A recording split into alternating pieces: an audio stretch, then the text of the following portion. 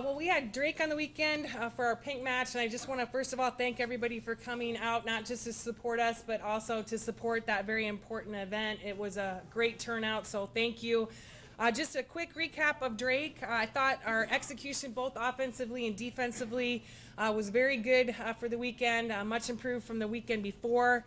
Kinsey did a nice job of running the offense. I thought our passers were so much improved from the weekend before, allowing her to have the opportunity to make some really good decisions. Kinsey also was very offensive. She had 8 kills on the night, which is something we've kind of challenged her with, to be a little bit more offensive, to take some of the pressure off our 2-hitter system when the setter is up. So very proud of her effort there. We had all of our hitters hit over 240, which is huge. We want our middles higher than that, and they both were, but our pins all hit over 240.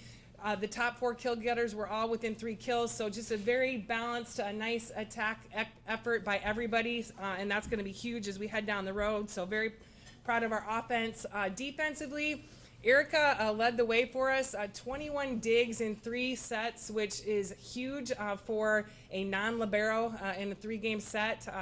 Very, very proud of her effort. She is becoming that all-around player that we really have asked her to be, and so just really stepping it up on the defensive side, which is the part of the game that she's really had to work hard at throughout this past year. So very proud of her effort. Ashley and Haley did a nice job, and I also thought our freshman DS that's come in for us since Amy's been out probably had her best match of the year so far. So very proud of our defensive effort as well, and I thought it was a great start to what is the second round of our conference play.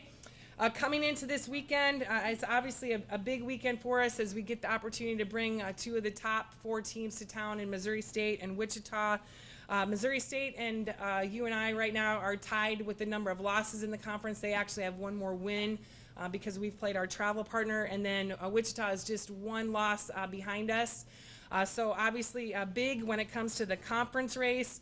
A month ago we had 2 very big battles at their place. Missouri State was the match where we were able to win in 5, but it was a very lopsided match. The 2 games that we lost, I think we only scored 12 and 13 points, so a very lopsided match. Missouri State, in my mind, is one of the teams that is playing the best right now in the conference. They're so good in every part of the game, just very steady. Offensively, I love their setter. She does a great job. They are led by their 2 outsides, but all hitters are very capable. Their 2 outsides are actually in the top 10 in conference in kills per game, but any one of their hitters can attack when they're in system. Defensively, very scrappy but very disciplined. They get a lot of touches on balls. They're top, I think top 2 in the conference in service aces, so just all parts of their game are very good, so a lot to do to prepare for that match. And then we turn around and play Wichita, who is a team that when we played them the first time, very young. I don't think they had a senior playing. They had 2 or 3 freshmen playing. Very athletic. They're definitely, in my mind, past the young stage. They've, I think, swept their last 4 opponents. They've won in sweeps, so also playing very well right now. A little bit of a difference, they don't have anybody in the top 10 in kills per game, but every single one of their attackers has over 2 kills per game, so talk about balance. That's about as balanced as you can get. One of their freshmen is leading the conference in hitting percentage and hitting just an unbelievable stat. She's hitting 500, which I haven't even ever heard of that. So obviously she's somebody that's very efficient for them right now. And defensively, they do a lot of things with their defense that are very challenging for teams. They go in and out of different defenses, play to play, not just their front court, what they're blocking, but also what they do in the back court. And most teams, it's more rotation to rotation, but they're play to play. So our communication and our recognition during the play is going to be very important for us to have some success on Saturday.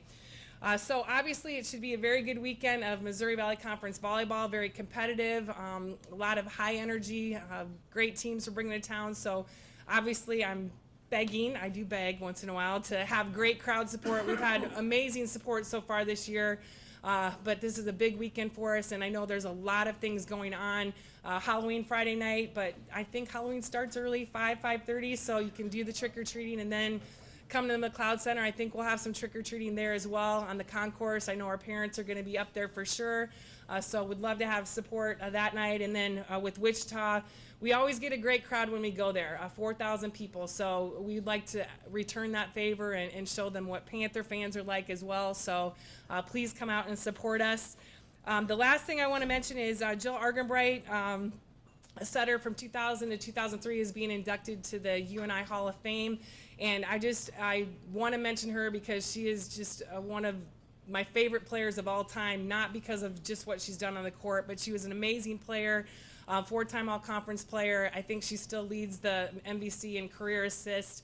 She was an academic All-American, but I always tell the story about Jill. In all the history of coaching, in my years of coaching, I've never had a player except for Jill Arganbright that I never had a practice where she didn't give full effort or have the best attitude. And in 5 years, if you can say that, the best of players have days where they're off attitude or effort-wise.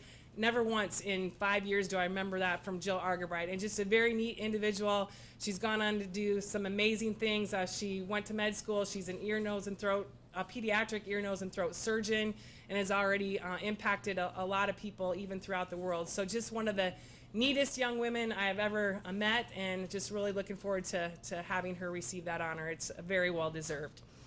Any questions? Have these opponents been putting out consistent lineups recently, or are they using their deep rosters to their advantage and changing quite a bit?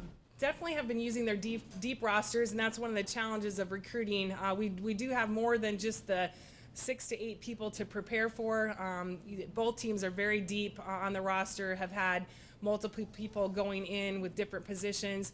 I think the other challenging part, but makes it kind of fun, they're not only going in just certain positions, but they can play any position at any different time. So both Missouri State might have a middle that plays one match, play right side the next match, so present some challenges there. But I like those challenges. I think that's exciting for our kids to prepare for those types of opportunities. All right, thank you.